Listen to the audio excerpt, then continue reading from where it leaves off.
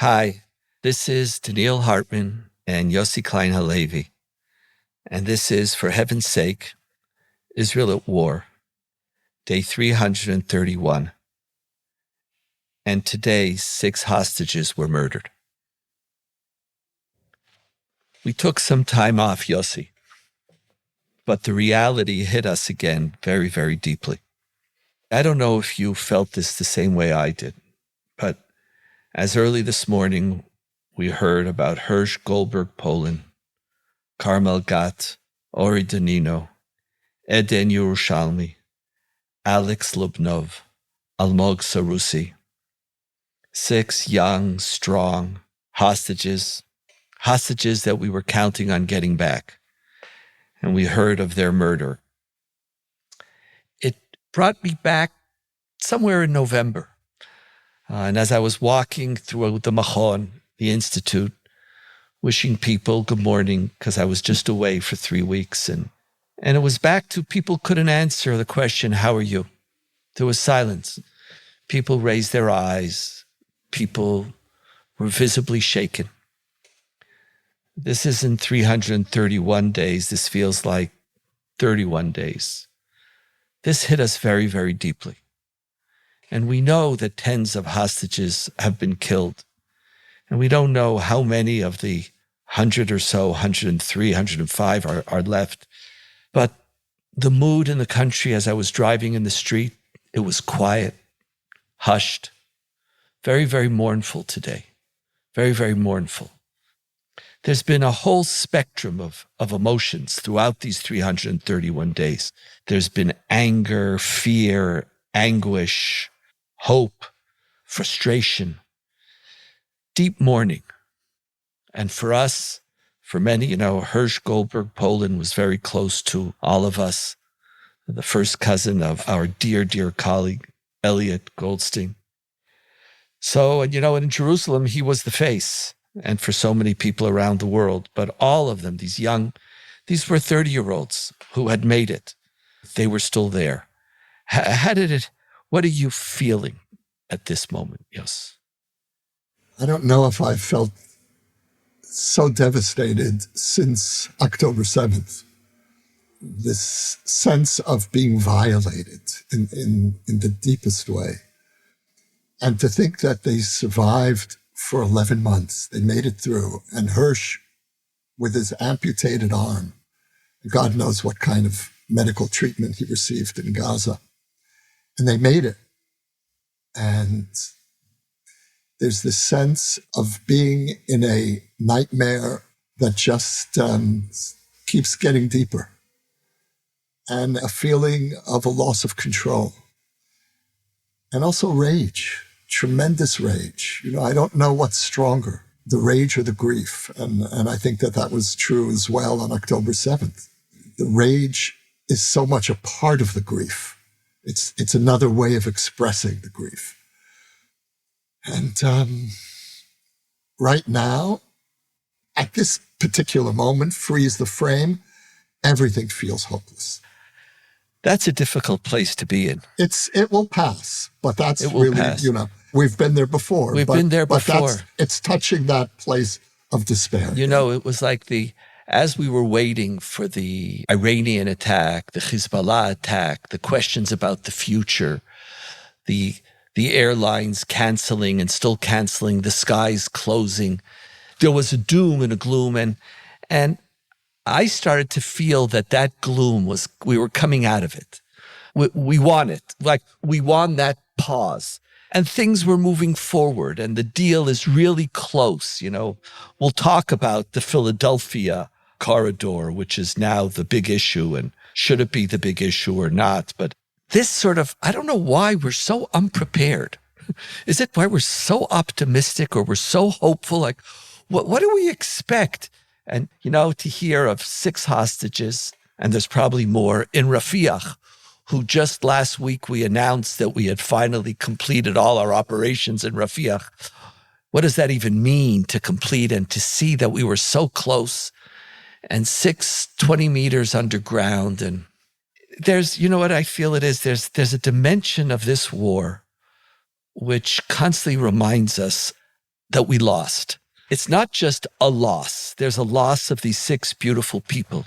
There's a national loss. There's the ability of somebody to defeat us. And it just hits us so deeply. And so you said, it's like, there's something broken. Why are we so broken? I know there's something very powerful about every life and our connection to every individual. But there's something so deeply broken in this country right now. And I just want to state, it is perfectly legitimate to have a serious debate on what we should do with the hostages. Should hostage return be a primary issue? Should trying to ensure Israel's security for some day after be a primary issue? What is necessary? Some debate is possible, but there's such deep brokenness.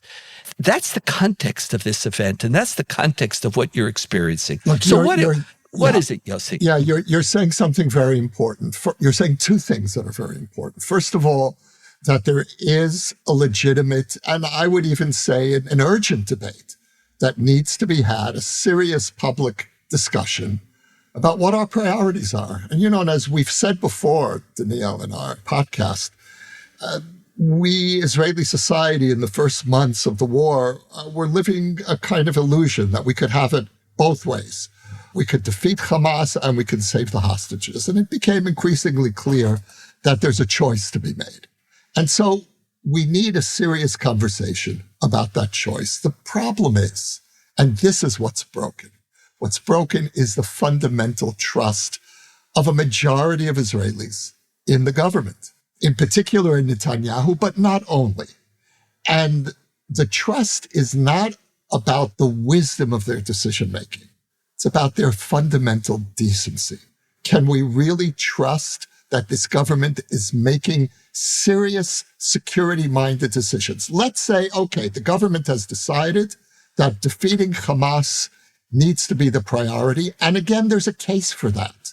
How many more times are we going to allow ourselves to be in a position of being blackmailed by Hamas and to keep releasing more and more terrorists? Last time we released in the Gilad Shalit deal in 2011, we released Yahya Sinwar. We got October 7th. There's an argument that the right is making that needs to be discussed. But the problem is that most of us here don't believe that that's really what's motivating Netanyahu. And if you can't trust the national interest of your own government, everything is broken.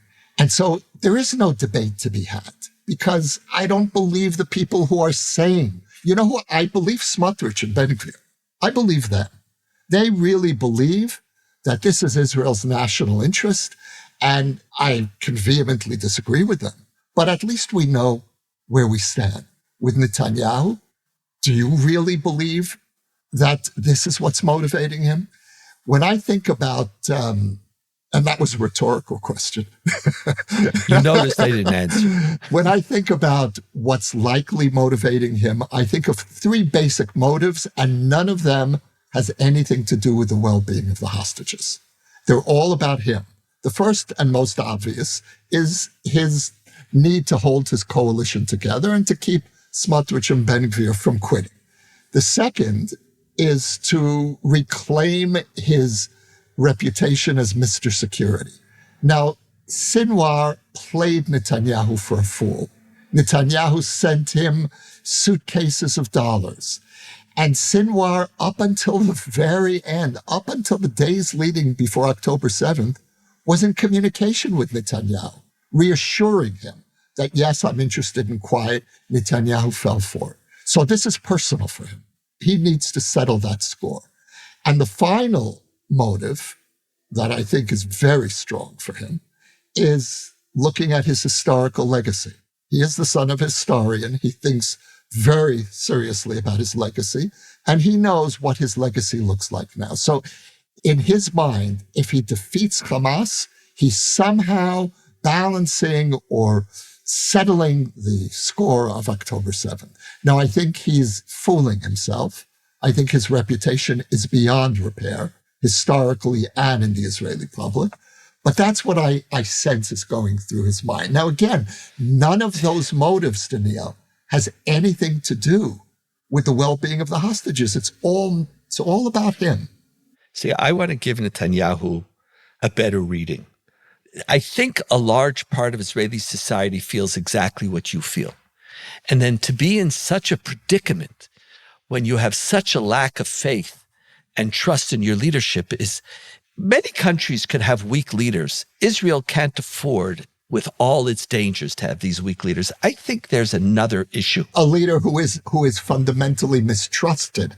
By the people. I think there's another part, which for me plays a more important role, but I'm not debating you. I hear you, and I know a lot of people feel what you're saying. For me, the reason why I'm angry and mournful and frustrated is that I think Netanyahu is still committed to a fantasy of victory. Now, you're claiming it's for his reputation. You're claiming it's for his historical position. You're claiming it's for his political interests. All of those, I'm sure, are true. But there is a segment in Israeli society which refuses to understand the implication and consequences of October 7th and the now 331 days. At what point do you understand that a complete victory is not achievable unless you want to do a Ben Gvir and Smotrich, in which case a complete victory looks something completely different. A complete victory is when we resettle Gaza. That's right. You've resettled it, then we've reversed completely the consequences of the disengagement. Doesn't mean that soldiers won't be killed, because if anybody's following the news, more and more soldiers today are being killed by snipers and roadside bombs. The Nitzarim corridor, which is basically going to be a death trap for Israeli soldiers on an ongoing basis. And so soldiers will die continuously. They have a notion of putting us back to 2005. I want to go back to a moment before the withdrawal from Gaza. Right. But that's them. Just like you, them I understand. But the mainstream Likud, whose ministers we don't hear at all. In some ways, they are the greater scandal than Netanyahu himself. Now, they are holding on to this notion that there's going to be this one thing that we're going to do, and that's going to bring us the victory. And so throughout the last 11 months, Yossi, you and I, we've talked about it. We've been talking about it since month 2, or at least I've been talking about it. You've had to suffer me.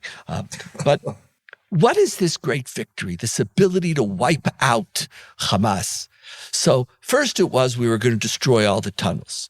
Well, we're not even close to destroying maybe 30% of the tunnels. We're going to kill all of Hamas, destroy their army. Or their terrorist capacity. Well, for every soldier we kill, there's another one coming in. So we've killed many of their generals. Most of them are replaceable. We claim that their brigades are dysfunctional, but they don't need to fight as brigades. They're fighting now as small RPG units and sniper units, all of that. So we've seen this. So now we have the new messianic Garden of Eden. We're going to hold on to the Philadelphia corridor, that corridor next to the border with Egypt, which has hundreds of tunnels. And now, after I don't know how many months, we claim to have 80% of the tunnels, those tunnels which are fueling Hamas. The Philadelphia corridor, which we only started to talk about publicly somewhere in March or April.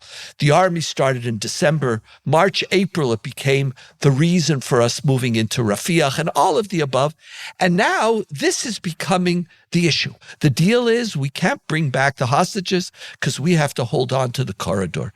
And I think part of what angers me is that if there was a chance for this complete victory, I could understand the debate. If there was this moment that was going to change everything. But we're grasping at this fantasy, Yossi. This fantasy. And that, when you sacrifice hostages' lives. See, I don't mind. You want to hold on to Philadelphia? Okay, deal with it. Come up with a plan. But deal with it on the Egyptian side. There are so many ways. But this notion that right now it's the hostages or Israel's security, I think that's what people aren't trusting anymore. It's not that they're trusting. Exactly right. They're not trusting that. Donniel, if there were no hostages being held in Gaza, Of course, the Israeli public would say, keep going, keep going. If it takes another 2 years, so let it take another 2 years.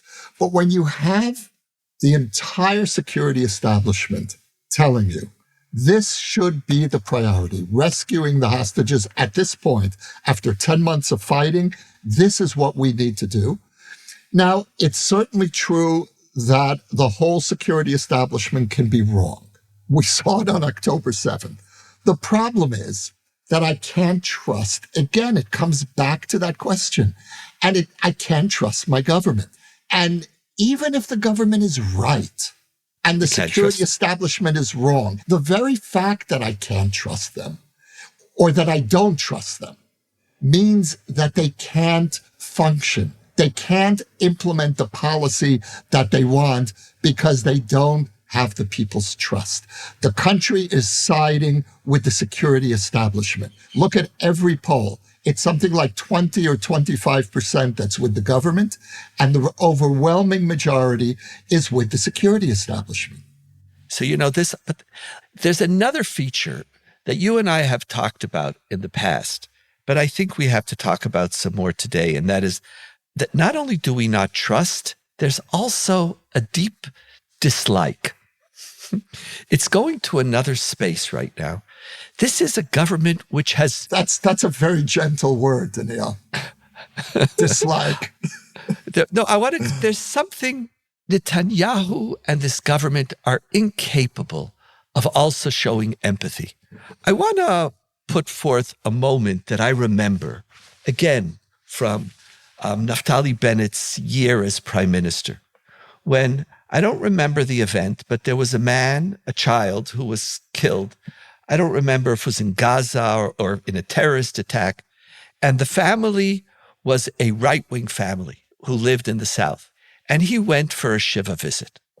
And he went knowing that this was going to weaken him politically. And the father used it as a moment to attack Bennett and his betrayal of the right wing. And Bennett sat there silently and took it. And when he left, they said, "What do you have to say?" And he said, "In our country, the families, the Gold Star families, are holy. They could say whatever they want to say. Our job as political leaders is to listen." And you had a sense that there was an empathy. One of the most beautiful things about Judaism and about Israeli society is the empathy we have for each other. The whole country's walking around sad. We're empathizing with these 6 people. We're empathizing with our 100 hostages. There is no empathy. There's one agenda coming out of the Likud party. Ben Gvir, Smotrich, they're doing what they're doing. The Haredim, you don't really hear from them right now.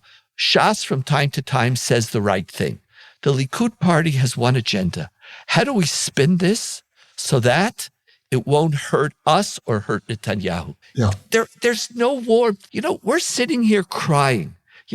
Hersh and Carmel and Ori and Eden and Alex Almog. So, Netanyahu went on TV today because Biden shamed him.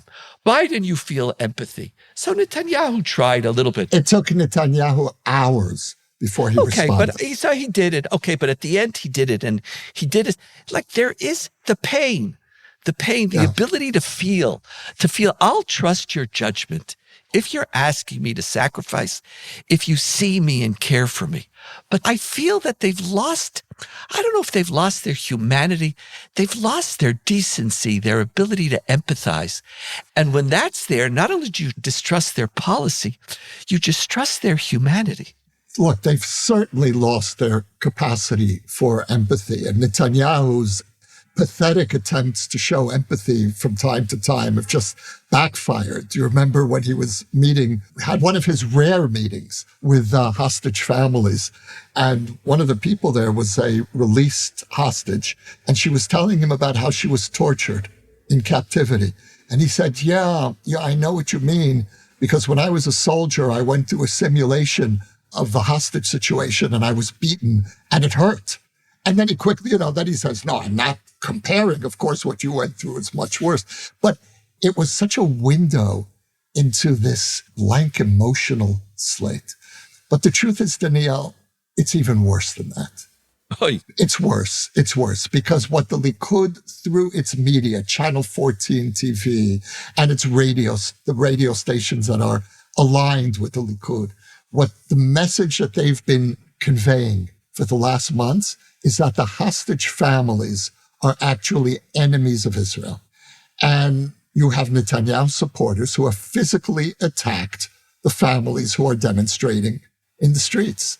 And we've never been in a situation like this, where not only did Netanyahu fail to embrace the families, but his supporters were actively turning them into enemies. And of course, Netanyahu never said a word. This is what we're dealing with. This is the brokenness. So Yossi, in many ways, as I'm hearing you talk, do you know what it reminds me of? It reminds me of the days after October 7th, 8th, 9th, 10th, 11th, where Israeli society is expressing the most beautiful parts of our country. The love, the humanity, the care. They're talking about shutting down businesses tomorrow. Movie theaters are shutting tonight. Theaters are shutting down, and plays and businesses.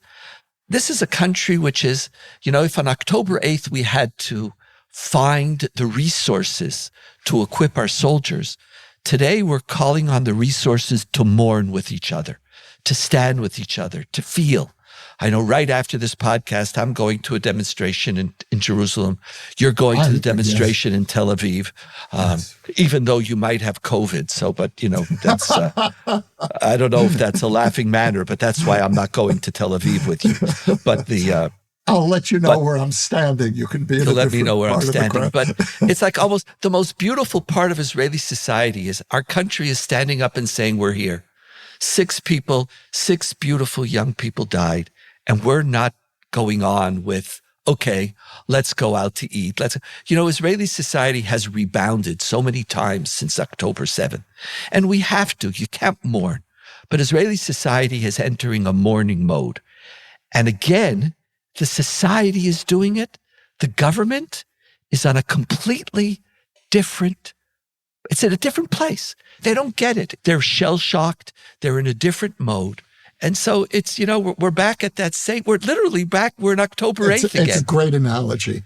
And what I felt after October 7th, the immediate aftermath of October 7th, was that this was the moment of the maturation of Israeli society, because we mobilized ourselves. We didn't wait for the government. Nobody looked to the government to tell us what we should be doing. We all knew. This is another one of those moments, except now, and this is the political implication of this moment, is that all of this Israeli sense of solidarity and goodwill is being turned against the government. You hear things that people are saying that we haven't heard since October 7th. The families of the hostages are saying Netanyahu killed them. Netanyahu's a murderer. Now, that's very, very tough language, but that has political consequences. And what I'm feeling for the first time since October 7th is that the rage is so profound and there's such a sense of revulsion against this government that I feel something can move in a way that seemed impossible before. I don't trust rage, and I don't like it. I don't trust it. I don't trust hatred, but righteous rage has its place. No, I understand. Oh, it has its place. I don't know if rage creates societal change. I think part of our challenge when we're looking now, so where do we go from here? Where do we go? For both of us, it's evident that we need a new election. We need a new election. The country doesn't trust its leadership, and the challenges in front of us are so great. But I think we're going to have to go beyond rage to something. Maybe the hostages, it's not the rage at the government, but the sense of solidarity, of care, of a vision of a different Israel that we want to claim. It can't just be anti-government, Yossi. It can't. There has to be a larger calling that's going to bring people out, because rage activates rage. Mournfulness is not rage. They're not the same. So why, you know I am smiling, because you and I, every few months, we have the same argument. Really? I don't remember. I don't remember. And so I'll refresh your memory. When you say we need more than rage, we need a vision, my response is yes, we need a vision. But in order to get to the point where we can begin to conceive of a vision, we need to bring this government down, and it will only be brought down with righteous rage. And I think this is an opportunity. This is one of those moments that have been all too infrequent. It will pass. But I sense that the public today, literally today, is galvanized in a way that it hasn't been before. I know. And that gives me hope. And then, Donniel, I will be more than happy to hand the microphone over to you and to get the vision thing down, as George Bush called it. I hear you. It's interesting to think about what causes these this tipping point. Our job now, in many ways, I had hoped that we were in another place. Part of what we knew this coming year was going to be about was the transformation of Israeli society. And we'll have plenty of time. But maybe, today's a day of mourning for Hersh, Carmel, Ori, Eden, Alex, Almog, for beautiful lives that were cut short, for people who survived heroically and were just murdered, for their families who held on. I was closest, and you were too, Eliot, who superhuman efforts to give Hersh a name and a place, and his parents and all of that. And so today is a day of mourning, and tomorrow will be a day of funerals, and the day after will be a day of mourning. And I know the rage has to be there, but there's also something deep about the mourning, the humanity, the tragedy, and the tragedies that are continuing to hit us as a people. These are difficult times. Yossi, thank you for being with me. And it's good to be back, Donniel. Good to be back together. I wish it was under different circumstances. And to our audience, have strength, and let's remember these 6. Hopefully they'll be the last 6, and hopefully a deal will be signed as soon as possible, so whoever is still alive could be brought home. Be well, my friends. You can now sponsor an episode of For Heaven's Sake, Israel at War. The link to donate can be found in the show notes or at shalomhartman.org/For Heaven's Sake. We will acknowledge your gift on a future episode. For more ideas from the Shalom Hartman Institute about what's unfolding right now, sign up for our newsletter in the show notes or visit shalomhartman.org/Israel at War.